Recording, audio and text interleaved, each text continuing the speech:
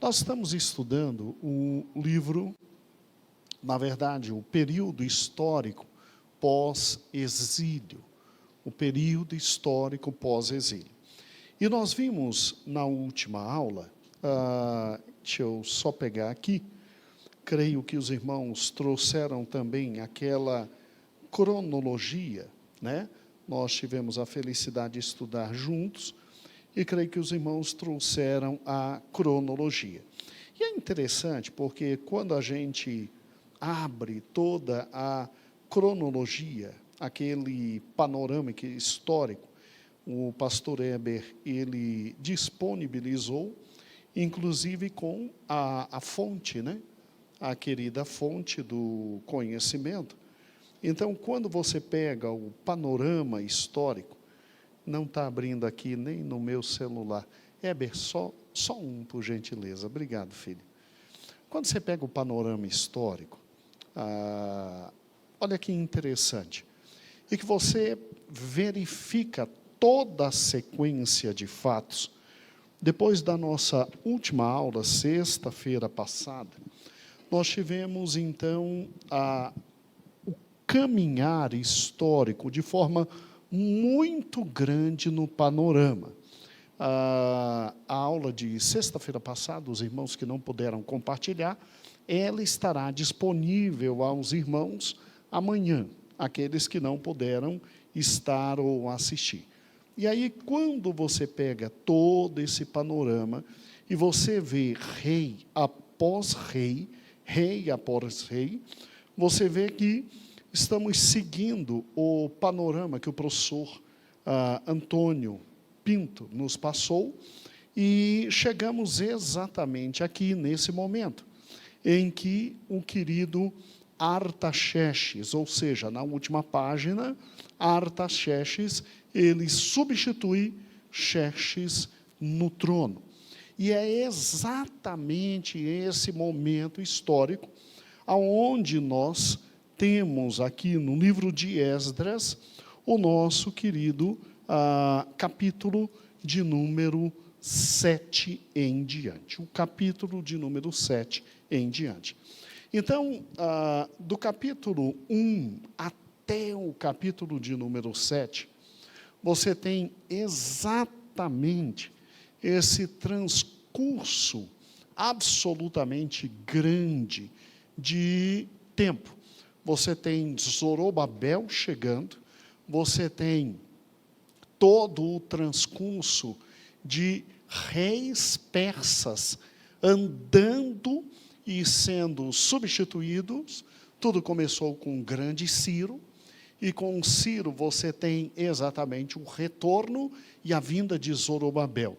Continua com quem? Depois Ciro morre, vem seu filho Cambises. E depois de Cambises, você tem Dario I. E Dario I, ele é fundamental para tudo que estamos estudando, porque com Dario I, você tem aquele rei que permitiu que a reconstrução do templo fosse tomada, e ao final, obviamente, você tem Xerxes como esse grande rei. Veja que o professor e pastor e teólogo, né, Carlos Oswaldo, ele partilha daquilo que nós também acreditamos, que tudo que aconteceu no livro de Ester, na verdade, ocorreu com Xerxes, tá bom? Mesmo a Bíblia falando Artaxerxes, tá bom? Mas como Artaxerxes pode ser o nome de um príncipe, ou então de uma posição, então a gente pode ter, com certeza, Xerxes, nesse exato momento, como o grande rei, aonde todos os fatos do livro de Ester acontecem, e esses fatos desembocam em quê? Bem, no final, as grandes guerras medo-pérsicas, que nós estudamos na aula passada, vimos como Israel ficou E hoje nós vamos, sim, trabalhar a partir do capítulo de número 7. Amém? Os slides vão funcionar? Não, né, filho? Está chegando perto. Então, tá bom. O capítulo 7 do livro de Esdras, ele diz assim, versículo de número 1. E passadas estas coisas, no reinado de Artaxerxes, rei da Pérsia, Esdras, filho de Seraías, filho de Azarias, filho de Uquias, filho de Salum, aí vem toda a genealogia, filho de Zadok, filho de Aitube, filho de Amarias, filho de Azarias, filho de Meraiote. Aqui se parece muito com a genealogia de Lucas, né? Porque vai subindo, de Jesus em Lucas, né? Filho de Abisua, filho de Finéias, filho de Eleazar, filho de Arão, o sumo sacerdote. Por intermédio, exatamente, desta genealogia, você tem, então, o nosso querido... vai funcionar? Nós temos, então, o querido Esdras demonstrando a sua linha genealógica a ponto de chegar em Arão e, chegando em Arão, ele poder pleitear a posição de sumo sacerdote. Sumo sacerdote. O templo já havia sido reconstruído. Você tem exatamente nesse momento histórico a necessidade de Esdras, pastor, já que Jóshua ou Josué, algumas Bíblias assim dizem, já que Josué estava e veio junto com Zorobabel, né? Se você parar e pensar, nós vimos ontem, no último estudo, que Zorobabel sai de cena. E ele sai de cena porque ele cumpre exatamente tudo que Deus queria que ele cumprisse. Foram 2 grandes estudos sobre ele. E imediatamente agora vai entrar em cena, 13 anos depois que Esdras vem, Neemias. E ele, na verdade, substitui o primeiro governador pós-exílio, chamado Zorobabel. Tá? Agora, no lugar de Jóshua, ao que parece, entra quem? Entra Esdras. Esdras entra, ele vem na comissão com 2.000 pessoas, isso a gente vê no capítulo 7, no capítulo 8, ele vem sem pedir proteção ao rei, e o que acontece? Acontece um fato extremamente simples. Esdras é este homem que agora o Senhor separa para o segundo grande momento de reconstrução do povo de Deus. Agora, graças a Deus, tendo então acesso ao nosso querido slide, peço perdão aos irmãos pelo horário, mas estava dando tudo errado hoje, né? Começamos tarde, nos perdoe, mas eu dou um jeito de diminuir e segurar todos os fatos, e aí a gente consegue aplicar todo o conhecimento.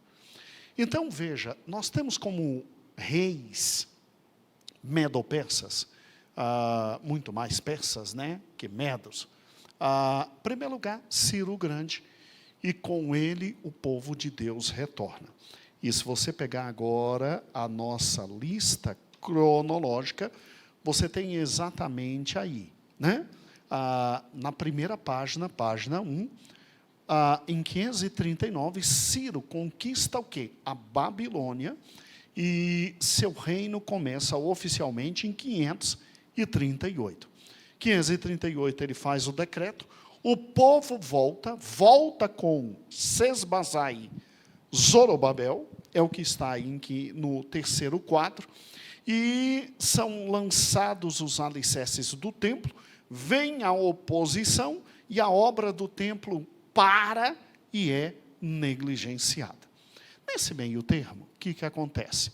Nós temos o segundo grande imperador medo-persa, dono do mundo, Cambises, filho de Ciro, e que ele consegue o que o pai não conseguiu, que foi alcançar o Egito. Isso está exatamente aqui na primeira página, lá no segundo gráfico, quando diz: morre Ciro, assume Cambises. Cambises tem uma vida muito rápida no governo, e após ele, sua morte, assume o terceiro grande imperador, que é Dario o Grande. A época de Dario, que foi em 522, ele, 2 anos após, ele faz o grande edito, que permite com que o povo de Israel volte a construir. Tá bom? Isso tudo está em Esdras, e toda essa história caminha exatamente por todo Esdras, do capítulo 1 até o capítulo 6.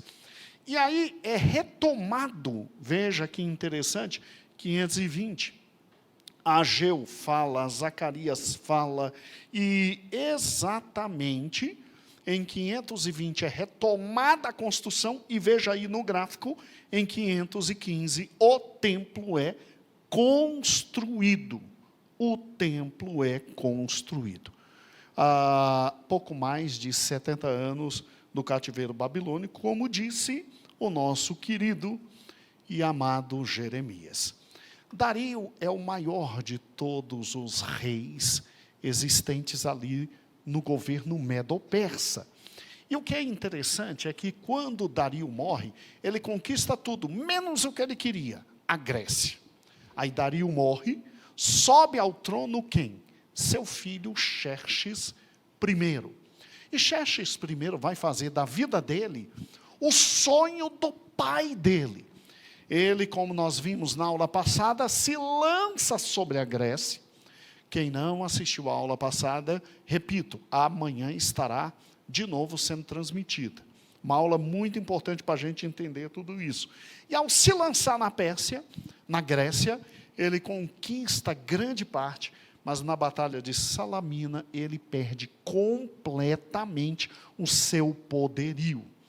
E é nesse tempo exato que Judá está abandonada, jogada às traças, a fome descampando. E Xerxes, você pode ver, pelo que está aqui, olha que interessante o quadro. Pegue comigo agora, a partir de 490, tá? Dario ataca a Grécia e os persas são derrotados em Maratona. 486, Xerxes, também chamado Assuero, sobe ao poder. Ele planeja uma vingança numa coalizão para destruir e vingar seu pai. Agora, olha que interessante, ele antes de sair, ele dá uma festa de 6 meses, que é o que está em Esté, e ele tem um problema com Vasti, ele retira Vasti do poder, e aí, enquanto ele está atacando os gregos, Vasti, que tinha saído, vai ser preparada para o lugar de Vasti quem? Ester, enquanto ele está atacando os gregos.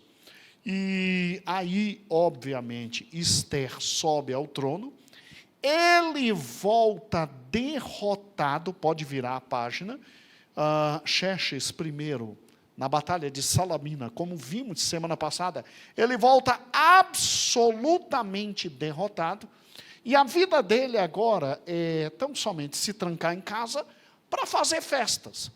Tanto é que seus generais, como falei semana passada, queriam depô-lo, porque ele estava desperdiçando dinheiro. É nesse momento que Ester reina, é nesse momento, pode virar na página 2, que Amã vem para destruir os judeus, e é um momento histórico doloroso, porque Porque os judeus estão, como vimos na aula passada, sem dinheiro, sem recursos, pobres, sobrevivendo por causa do grande homem que foi Zorobabel, o grande homem que foi Zorobabel, e se mal pequeno fosse chá pequeno, ou um nada, ainda vem Amã para arrebentar. Ainda vem Amã para arrebentar. E aí, Esther denuncia todo o conselho, e, graças a Deus, nesse exato momento, ainda no período de Xerxes, você tem Mardoqueu chegando ao poder. Mardoqueu chegando ao poder.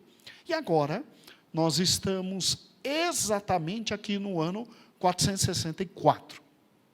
Gosto muito do professor Carlos Pinto. Ele é fantástico nessa cronologia. Pode seguir sem medo, tá bom? E no ano 464, Artaxerxes I sobe ao poder, e 458 volta Esdras liderando 1.700 homens. A Bíblia diz 2.000 porque conta mulheres e conta também escravos. Então veja, meus amados irmãos, quanta coisa histórica acontece até o retorno de quem? De Esdras. E aí eu quero chamar a sua atenção para esse quadro aqui. Agora, pode esquecer a cronologia. Chega agora o momento de Artaxerxes, e ele promove o segundo momento de retorno do povo de Deus. Você sabe perfeitamente que Ciro foi o grande homem que comandou isso, e nós tivemos no segundo êxodo, porque o primeiro foi dos egípcios, né, lá no Egito, nós tivemos no segundo êxodo agora, voltando em primeiro lugar, Zorobabel, esse homem extraordinário que estudamos nas duas últimas lições, e amanhã é a lição número 2 sobre ele, e agora nós queremos te mostrar, 80 anos depois, retornando quem? Retornando exatamente Esdras. Quem é Esdras? Daí eu ter enviado para os irmãos este acadêmico artigo, ou artigo acadêmico. Assim, nada contra a internet, nada contra os sites, mas eu não gosto muito do que está em sites da internet. Eu prefiro artigos acadêmicos, mesmo eles não, na maioria das vezes, não crendo naquilo que a gente crê, mas eu prefiro artigos acadêmicos para que você possa, através do conhecimento científico, ir um pouco mais a fundo na palavra de Deus. Aquilo que é osso, a gente joga fora, né? Aquilo que é carne, a gente aproveita, sem nenhum problema. E esse artigo acadêmico é que vai balizar o que vou agora mostrar para você. Por gentileza. Esdras é quem? Esdras, além de um homem que vinha exatamente, meu amado irmão, da linha sacerdotal de Arão, Esdras era um escriba. Vamos lá. O que faz um escriba? Um escriba, ele, antes de mais nada, ele era, na antiguidade, de família muito rica, abastada, poderosa e grande, porque a escrita na antiguidade era privilégio de poucos. Então, quem dominava a escrita tinha posição elevadíssima na antiguidade, porque 99% da população era analfabeta. Isso chegando até a época de Cristo.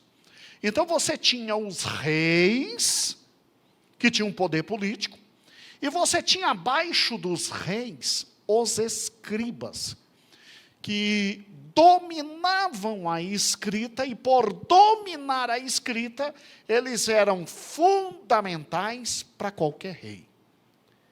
E Esdras era um escriba. Pastor, como é que Esdras, que é de família de escravos, chegou a ser escriba lá? Tal como Daniel. Esdras era de família poderosa em Jerusalém. Muitos dizem que Esdras talvez já tenha vindo na primeira leva, outros dizem que ele nasceu ali na Babilônia. Sendo o que for, ele era de família de alta classe e ele tinha acesso à escrita, o que possibilitava ele servir ao rei de forma maior e superior. Por quê? Porque o escriba precisava, antes de mais nada, dominar as centenas de sinais. A escrita, irmãos, quando foi criada, e você vai ler isso aqui, nesse artigo científico, não foi com A, B, C, D, E, F, G. Ela foi criada, meu amado irmão, com sinais. Sinais. Pegue, por gentileza, a apostila que enviamos para você ter uma ideia, e abra, por gentileza, na página de número, deixa eu pegar aqui direitinho para você, na página de número 77. Eita, pastor, o senhor passou uma apostila de 77 páginas? Não. É que ela é parte de outra página, tá bom? Olha que interessante, irmãos, dá uma olhadinha aí, ó. Olha como nós começamos a escrever porco. Dá uma olhadinha, 77, porco. Era uma cabeça de porco no início, não é verdade? Aí, inventamos esse alfabeto, que aí está. E aí embaixo, mais ainda. Então, à medida que foi passando, nós saímos de símbolos que lembravam a imagem de, para um alfabeto absolutamente próprio. Eu acho fantástico jardim. Olha que interessante jardim. É a última imagem. Dá uma olhadinha. Jardim, como era no início da escrita. Depois, no sistema cuneiforme. E olha, irmãos, para ler jardim, num sistema mais avançado, cuneiforme, aí o último, fantástico, né? Olha a cabeça. Cabeça era uma cabeça, né? Está vendo? Aí, num sistema cuneiforme primitivo, passou a ser esses traços, e eu não sei como alguém consegue ler cabeça nesse último, mas era o mais avançado. Vá para a última página e você vai ver o que era a vida de um pobre menino. Está vendo na última página esse tablete de argila? Isso é um tablete de argila escolar, irmãos. Está vendo aí? E as crianças escreviam aí e aprendiam a escrever aí. Irmãos, o escriba tinha que aprender todos esses sinais, com todos os sentidos, conhecer e reproduzi-los. Aí aqui o exemplo, olha que interessante, olha como se escrevia a palavra amigo, e olha como se escrevia a palavra inimigo, né? Então foi muito fácil para que Daniel e seus amigos, ao saberem o sistema de escritas hebraicos ou paleo-hebraicos, quando foram para a Babilônia, aprender um novo sistema de escrita. Facinho, né? E depois que o rei os testou, achou 10 vezes mais sábio que todos os outros. Olha lá, ó. Olha que interessante. O que eu acho mais interessante é isso aqui. Está tudo aí na página com vocês. Esse aí, essa imagem, está exatamente na última página. A depender de como você fosse falar um sa, era uma escrita diferente. Sa aberto é o do meio. San é o de baixo. Então, a depender da entonação, Alex, ainda tinha que escrever diferente. Agora, dá uma olhadinha na página de número 79, para você ver o tanto de du que existia. A depender de como você fala du, meu amigo, olha o tanto. Então, esse artigo científico que está aí para você ler com calma, ele vem te ensinando como é que começou a escrita. E o mais importante dele para a gente, na aula de hoje, é exatamente a página 67. Quando no ponto 6 diz, o escriba, um especialista, e página 68 em diante, as escolas de escribas. Estas páginas são fundamentais. Então, o escriba, ele tinha que dominar tudo isso. Quem era Esdras? Era alguém que estava ao lado do rei, um dos principais escribas do rei. Então, adivinha o que ele tinha que dominar? Somente sinais? Vamos lá. Tudo eu tirei desse texto aqui. Em casa pode ler que fica bem tranquilo. O escriba, além de dominar toda a escrita, a sua atividade exigia que ele estivesse apto a redigir cartas em nome do rei. Vê lá o que você está escrevendo. E conhecer formulários de contratos. Sabe o que é fazer contratos entre países? Pactos entre impérios?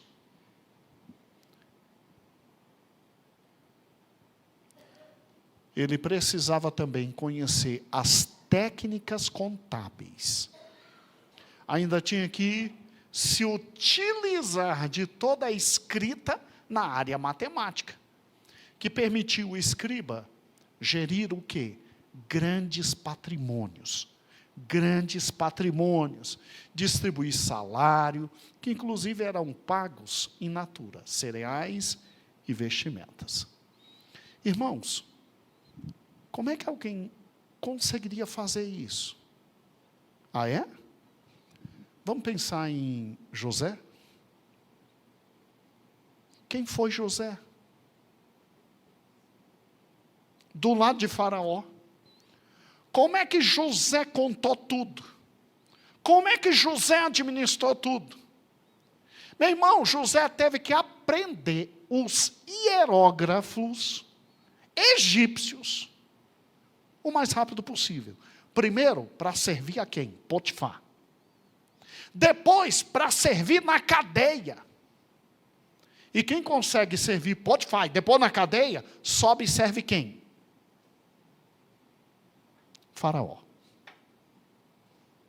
Irmãos, como é que Sadraque, Mesaque, Abednego e Belsazar, estou dando os nomes deles que constam nos documentos históricos da Babilônia. Você sabia que tem lá até hoje? Daniel, Azarias, Misael, o nome histórico deles está lá até hoje. Como é que eles conseguiram saber tudo isso e aprender e ser 10 vezes mais sábios? Porque Deus é Deus, irmãos. Mas eles vinham de famílias o quê? Absolutamente o quê? Ricas e instruídas. Eles faziam comparações, aprendiam por comparações. E, meu amigo, vamos embora, porque disso aqui depende de minha cabeça. Ó quem é Esdras. Se Esdras falou, como aqui está, no capítulo 7, com Artaxerxes, e veja que lá em Ester, capítulo 1, 2, 3 e 4, você tem o rei sendo aconselhado pelos seus grandes. Adivinham quem eram os grandes? Era o pessoal que dominava impérios? Não. Era o pessoal que estava do lado dele assessorando em tudo. Os escribas. Olha quem era Esdras. Gente, nessa época, um escriba devia saber, principalmente nos seus escritos, glorificar os autos feitos do rei, compor as inscrições reais, redigir os tratados e as alianças entre os estados, levando em consideração os hábitos de cada rei. Ele ainda tinha que colocar de forma muito clara tudo que o rei tinha feito de forma grandiosa. Tudo isso está aqui, irmãos. Isso aqui é uma preciosidade. Esse artigo científico. Não tirei nada da cabeça. Está aqui. Amados, quem era Esdras? Esdras era, e simplesmente foi, um dos maiores assessores de Artaxerxes. E aqui sim, é Artaxerxes mesmo, conforme a cronologia do pastor Oswaldo, que é a mais correta de todas as que existem. Eu li mais de 15, a melhor realmente é essa. Ela se coaduna mais com toda a história.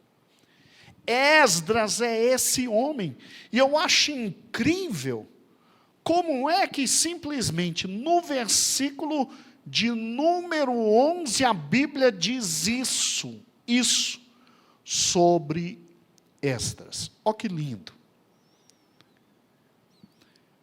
Esdras 7:11. Esta é, pois, a cópia da carta que o rei Artaxerxes deu ao sacerdote Esdras, o escriba das palavras.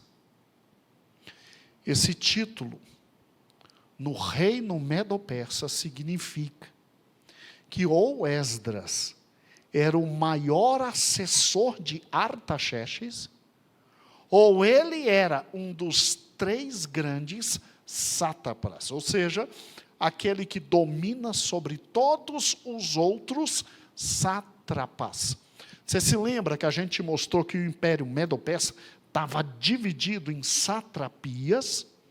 Agora, eu creio na primeira hipótese, porque o rei entrega para ele o quê?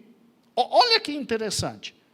Deu ao sacerdote Esdras, o escriba das palavras, dos mandamentos do Senhor e dos seus estatutos sobre Israel. Olha, Artaxerxes, rei dos reis, ao sacerdote Esdras, escriba da lei de Deus do céu, paz perfeita. Por mim se decreta, acabou, o dono do mundo falou, que no meu reino, todo aquele do povo de Israel e dos seus sacerdotes e levitas que quiser ir contigo a Jerusalém, vá.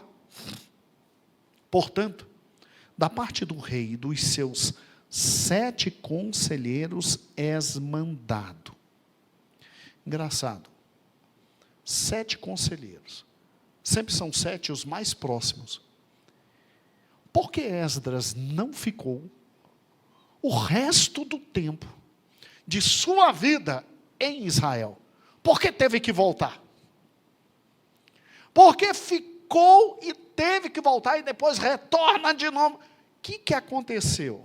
Olha que interessante, né? Olha que interessante. Ele e depois Neemias, né?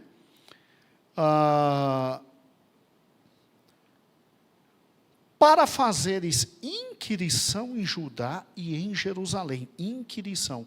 Eu estou te mandando para ver o que está acontecendo por lá. Conforme a lei do teu Deus, que está na tua mão.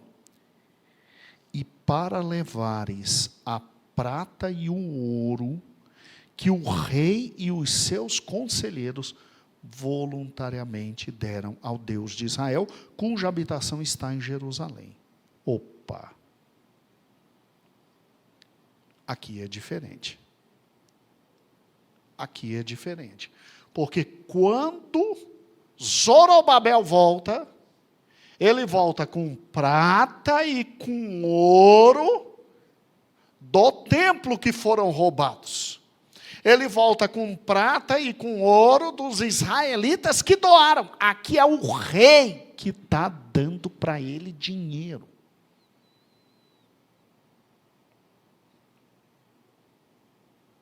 Como é que um rei dá dinheiro para um súdito voltar para a terra dele? Porque o súdito não era qualquer um. O súdito era Esdras. E para levares a prata e o ouro que o rei e os seus conselheiros voluntariamente deram, e toda a prata e o ouro que achares em toda a província da Babilônia, com as ofertas voluntárias do povo e sacerdotes que voluntariamente ofereceram para a casa do seu Deus. Ou seja, volta e quem quiser te dar oferta, está liberado. O que o rei está fazendo aqui? O rei está abrindo mão de parte dos impostos. O rei está abrindo mão de parte dos impostos. E está dizendo, pode levar. Portanto, comprarás com esse dinheiro novilhos, carneiros, cordeiros, com suas ofertas manjares, libações, oferece no altar da casa do vosso Deus, que está em Jerusalém. Também o que a ti e teus irmãos bem parecer fazer do resto da prata e do ouro, o fareis conforme a vontade de seu Deus. Aqui Artaxerxes enlouqueceu. Por quê? Que ele disse, eu não quero prestação de contas. Eu não quero prestação de contas. O que você quiser fazer, faz. Significando que a confiança do rei nele é altíssima. Então Esdras era com certeza um dos grandes administradores na Pérsia, no Império Mundial.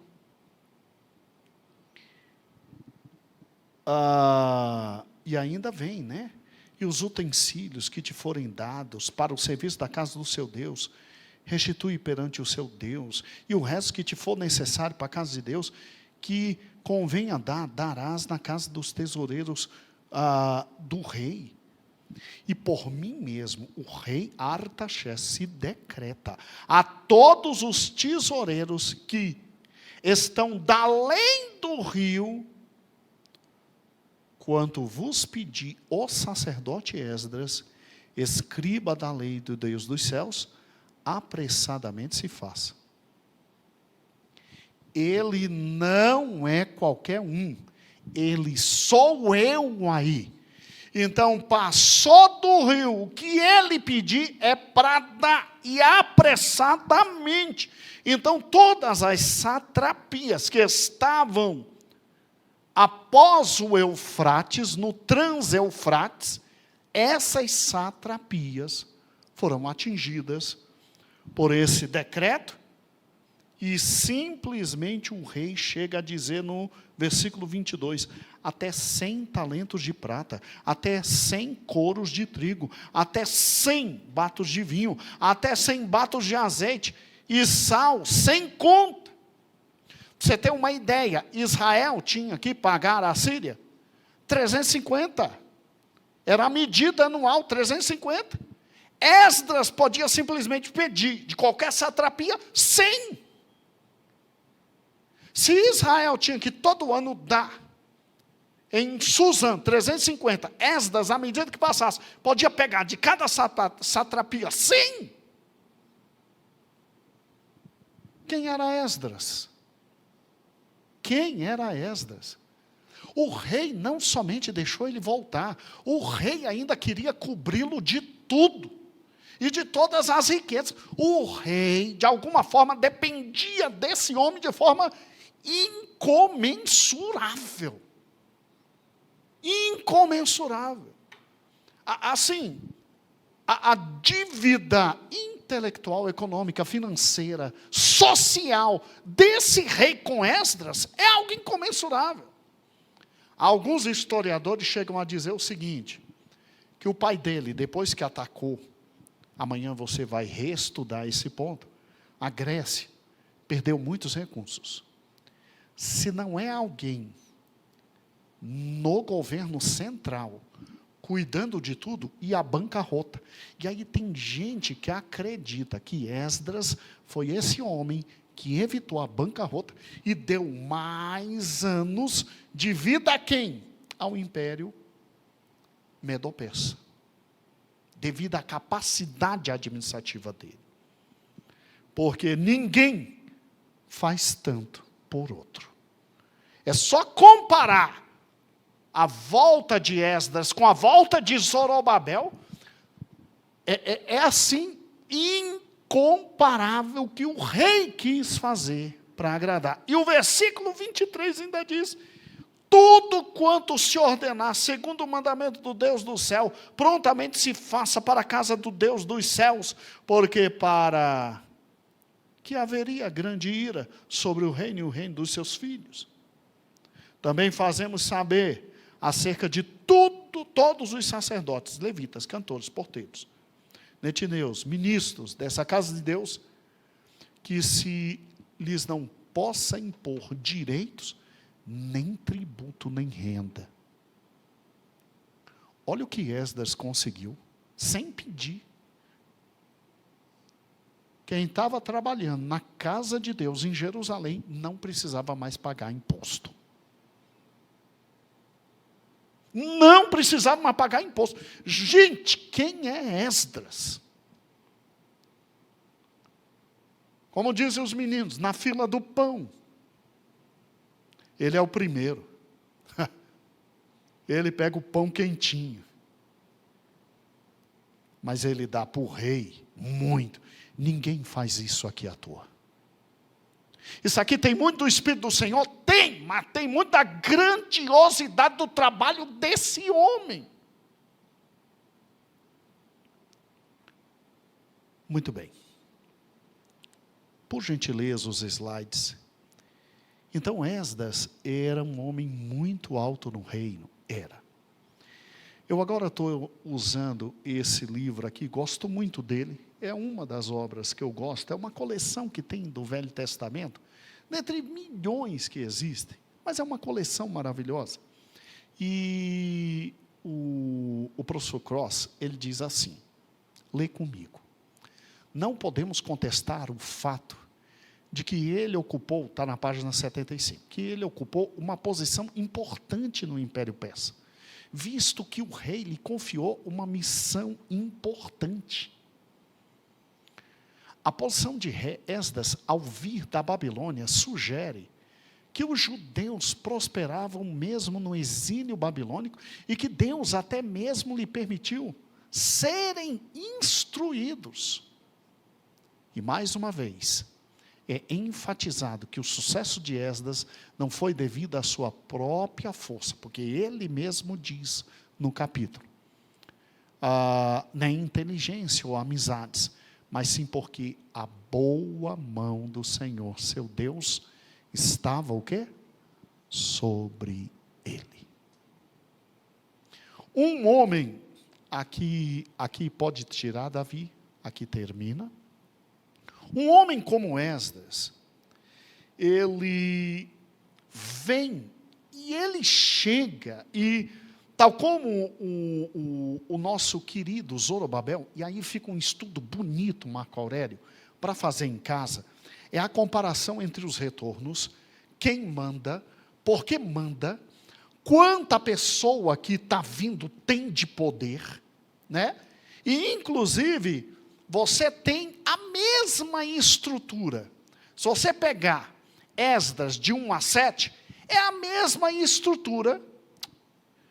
Esdras de 1 a 6, é a mesma estrutura de 7 em diante.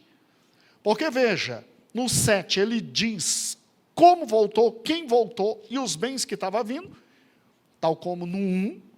E no 2, 8, o 2 e o 8 são paralelos, vem dizendo quem voltou com ele, com todos os dados históricos e demográficos na época.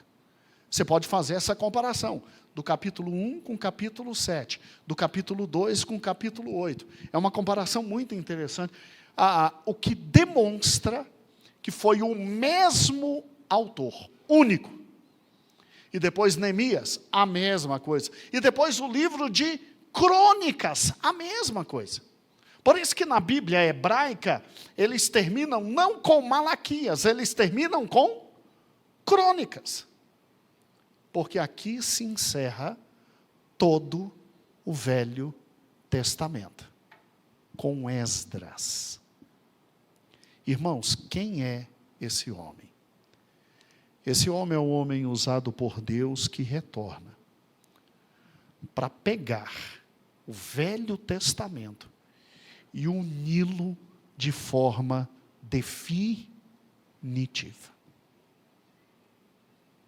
O Pentateuco, nesse momento, é completamente fechado. Os livros históricos, fechados.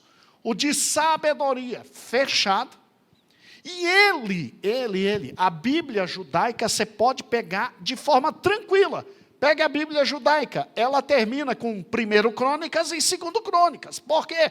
Porque são as crônicas de um povo que está retornando do exílio. Esdras fecha o Velho Testamento.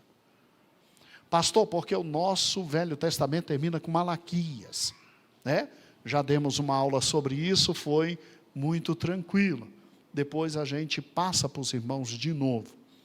Então, olha o tamanho de Esdras.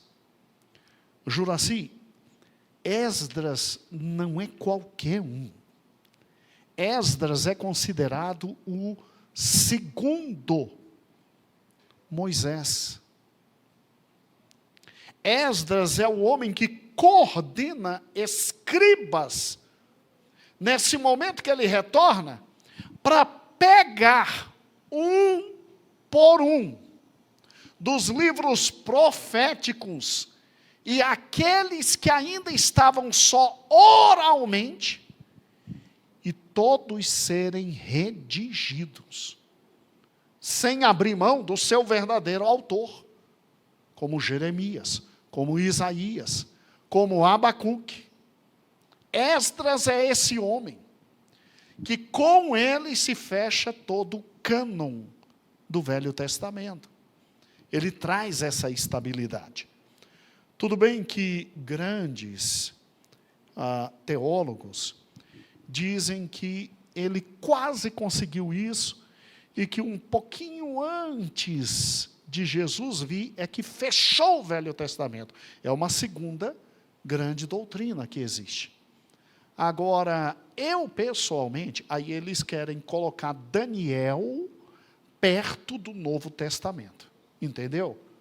Mas eu pessoalmente creio na grandeza desse homem. E termino o nosso encontro esta noite de busca pelo Senhor e de entendimento da sua palavra, dizendo: Deus nunca, para benefício do seu povo, em um momento histórico específico, já que não existe reencarnação, Deus nunca manda o que é de péssima qualidade. Deus manda o que há de melhor. E nos momentos mais difíceis do povo do Senhor, aí é que Deus capricha. Quem é Esdras? Esdras é esse homem que chega num momento muito fulcral, se Zorobabel, segundo o que vimos nas aulas anteriores, era extraordinário, Esdras é extraordinário plus. Esdras é esse homem que vai fazer com que aqueles pequenos começos, que começaram muito difíceis, e foram por Zorobabel, homem de Deus, momentos de grandes vitórias. Esdras agora vai fazer desses momentos o momento de retorno à lei de Deus, retorno à palavra de Deus, entendimento da palavra de Deus, confecção do cânon sagrado. E Esdras é esse homem responsável por fazer o povo de Deus, de novo, voltasse à palavra do grande Deus. A palavra do grande Deus. Então, eu pessoalmente vejo, no tocante à palavra de Deus, Moisés, um paradigma muito grande. Depois de Moisés, Esdras, um segundo paradigma muito grande, porque Hebreus diz assim: havendo Deus outrora falado aos pais pelos profetas, nesses últimos dias nos falou por quem? Jesus Cristo. Então, olhe que interessante, Esdras é esse homem que retorna a uma terra semi-falida, porque até Zorobabel era falida. Mas com Esdras, ou com Zorobabel, Israel começa a dar seus primeiros impulsos para tentar voltar a viver. E o que é bonito é que antes de Neemias chegar para colocar Israel de novo no cenário de cidades e satrapias, o que eu acho fantástico é que Esdras pega todo esse povo e diz: vamos colocar toda a palavra de Deus em ordem, vamos colocar o culto em ordem, vamos colocar o altar em ordem, vamos colocar a vida espiritual de vocês em ordem, e o Senhor há de fazer todas as coisas. Depois então do renascimento espiritual desse povo, aí é que vem Neemias com o renascimento político, econômico, civil, para toda aquela gente.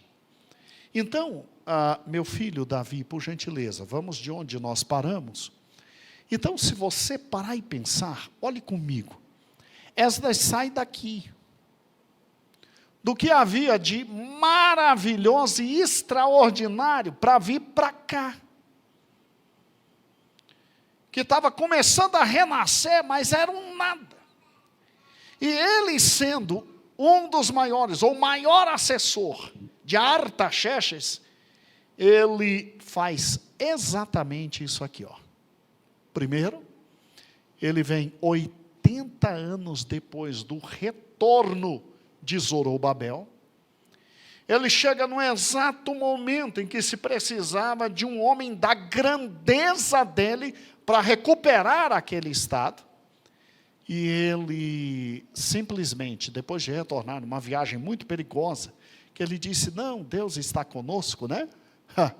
Ele promoveu a maior reforma que existia, a espiritual. Ele trouxe de novo a centralidade do culto, ele trouxe de novo a centralidade da oração e de novo a centralidade da palavra de Deus. Pode retirar, meu filho? Qual foi o resultado? O resultado foi o que acontece exatamente em Esdras capítulo 8. Depois que um homem do tamanho desse homem trabalha para a recuperação espiritual do povo, o povo tem a leitura da lei, e o povo chora, há um grande renovo espiritual, um dos maiores avivamentos ocorre ali no capítulo 8, e Esdras é esse grande homem, usado por Deus para este grande momento. Eu termino esta noite o nosso estudo, dizendo, meu amado irmão, nos momentos mais difíceis da história da igreja, Deus levanta os homens de maior força e inteligência e de capacidade. Se nós estamos vivendo nesses momentos muito difíceis, e se você anda se perguntando, meu Deus, por que eu nasci numa época como essa, de dificuldade extrema, por que eu não nasci no momento mais fácil do Evangelho? Porque nos momentos mais difíceis, Deus traz à existência as mais preciosas joias que pode existir. Então você não é qualquer um. Você não é qualquer um. Eu não sou qualquer um. Deus nos levantou neste momento, porque este é um dos momentos mais difíceis da humanidade, o momento que antecede a vinda de Cristo. E eu e você podíamos estar vivos há 200 anos atrás, há 300 anos atrás, há 500 anos atrás. Deus nos fez viver nesse momento. Por quê? Porque eu e você temos uma importância muito fundamental ao Evangelho, à igreja e ao reino de Deus. Pode crer nisso, creia nisso. É nos momentos mais difíceis da história que o Senhor levanta Esdras. E se o Senhor permitir, Neemias. Senhor meu Deus, muito obrigado, Senhor, porque Tu és Deus que está no comando de absolutamente todas as coisas. Tu és Senhor do universo, Tu és o nosso Deus, Tu és o Senhor que cuida de tudo. Obrigado, Senhor, pela dificuldade que tivemos no início desse estudo hoje. Tudo acabou dando razoavelmente certo e tentamos passar para o Teu povo aquele conhecimento que era necessário. Senhor Jesus, Tu és Deus que no momento certo abre todas as portas. Tu és Deus que no momento certo, Senhor, Tu abres a possibilidade dos grandes assessores se retirarem dos locais grandes para intervirem nos locais pequenos, difíceis, dolorosos, mas que Teus olhos estão ali. Tu és Deus de Esdras, Deus. Eu Te louvo pela vida deste homem que se dedicou a vida inteira ao estudo da Tua palavra, ao conhecimento da Tua palavra, com capacidade intelectual absolutamente invejável, e que foi usado por Ti, Senhor, para que o Velho Testamento de alguma forma se fechasse, tivéssemos a estabilidade na Tua palavra, de tal forma que quando Teu Filho amado Jesus Cristo veio a este mundo, foi exatamente este cânon que Ele usou para vencer o mundo, vencer o diabo, vencer as trevas, pregar o reino. Senhor, nós Te louvamos porque Tu és Deus que não abandona os Teus. E tal como Jeremias tinha dito, seriam dias de muita dificuldade, dias de recomeços muito difíceis. A Tua graça e a Tua misericórdia se renovavam e se renovaram dia após dia. Eu Te louvo, Senhor, pelo grande Zorobabel, esse ícone, ó Deus, histórico que Tu levantastes. E eu Te louvo, Senhor, pelo grande Esdras, o grande Esdras, um ícone histórico maior ainda. E Te louvo, Senhor, pelo inigualável Neemias, este também, alguém de grandíssima relevância no reino medo-persa, mas que no momento certo Tu trazes para realizar aquilo que tem que ser realizado. A reconstrução política, social, econômica do Teu povo. Muito obrigado, ó Deus, muito obrigado, porque nos momentos mais difíceis e dolorosos, são os momentos que Tu levantas os maiores homens, Deus. Foi no momento mais difícil da humanidade que Tu enviastes o Teu Filho amado, unigênito, para que pudéssemos ter vida, Deus. E, Senhor, se os dias são difíceis, se os dias são apertados, se os dias são terríveis, de alguma forma, Senhor, Tu confias em nós, então usa-nos também. Usa-nos para a Tua glória, usa-nos para o Teu Evangelho, usa-nos para a verdade da Tua palavra. Senhor, nós poderíamos vir a existir em qualquer outro momento, mas Tu determinaste esse momento dificílimo, ó Deus. Então, aqui estamos nós. Usa-nos, Senhor, à luz das nossas limitações. Começa, Senhor, a tocar na vida de cada um dos meus irmãos e das minhas irmãs, para que vençam limitações, medo de falar, medo de evangelizar, medo de dizer que Tu curas, medo, Senhor, ou receio de qualquer coisa. Senhor, dá-nos aquele maravilhoso espírito de intrepidez e de força e de coragem, porque, Senhor, nós vivemos no momento mais difícil da história da Tua igreja, mas se hoje estamos aqui, é porque alguma utilidade temos, Deus. Então levanta, meus irmãos, ó Senhor, na Tua palavra, levanta no conhecimento, levanta na oração, levanta no testemunho, faze-nos, Senhor, viver no momento histórico e entender que nós somos úteis para esse momento. Deus eterno, Tu usaste Ester para salvar o povo, ainda na época de Zorobabel. E agora, em razão do povo ainda existir, e de Esdras existir, por um ato de uma mulher, Ester, por causa da consagração de um povo, e a intrepidez de um homem chamado Mardoqueu, Esdras continua existindo, Esdras volta, Esdras faz um trabalho, Senhor, fantástico no tocante à espiritualidade, ó Deus, e grande avivamento. Muito obrigado, Senhor, porque todos nós estamos no lugar certo, na hora certa, no momento certo, e nascemos no tempo certo. Então, usa-nos para a Tua obra, e para benefício de todo o Teu povo, e para os Teus planos sagrados, e os Teus decretos poderosos. Usa-nos para a honra e glória do Teu nome. Amém e amém. É muito bonito, né, irmãos? Quando você vai aprofundando o conhecimento, você vai vendo todo o encaixe que o Senhor faz, é realmente muito bonito.